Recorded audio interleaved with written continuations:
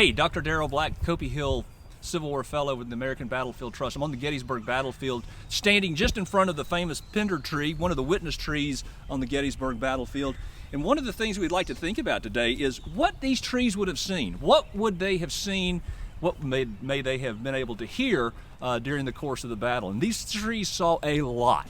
They would have seen John Reynolds' troops coming across the fields here to reinforce the Union line around the Lutheran Seminary. They would have seen the North Carolina troops moving into position late on the day of July 1st. They would have seen Buford's cavalry troopers pulling back to Cemetery Hill. They perhaps would have seen Robert E. Lee and James Longstreet as they made their famous reconnaissance on the evening of July 1st. A lot happens under these trees. On July 2nd, they would have seen Union troops filter into the defensive position on Cemetery Ridge. They would have seen the skirmish fighting out here in the Bliss Farm. It's about 450 yards from where this tree is.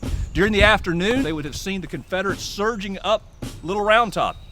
They would have seen the troops crossing the Emmitsburg Road near the Klingel Farm. And they would have been here when Dorsey Pender was wounded in the afternoon of July 2nd, one of the most critical actions of the battle. Takes out one of Robert E. Lee's best division commanders and breaks down the coordination of the attacks on July 2nd.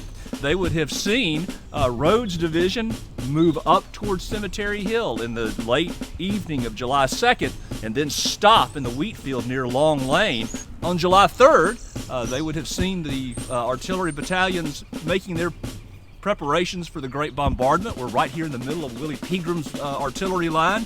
But off to the south, they would have seen the Confederate artillerymen moving out into position in that famous semicircle of artillery guns that opened the bombardment on July 3rd. They probably would have seen Robert E. Lee up and down the line here, making preparations for the battle. They certainly would have seen a tremendous amount of action during the artillery bombardment. And of course, they have a front row seat to Pickett's charge in the aftermath of that.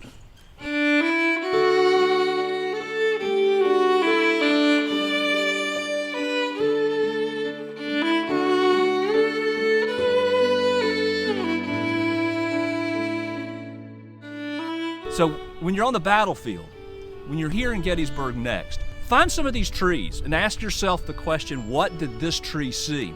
And it makes you and helps you see the Gettysburg battle in a very different way. And it makes you think about the layers of history that have played out right here on the Gettysburg battlefield.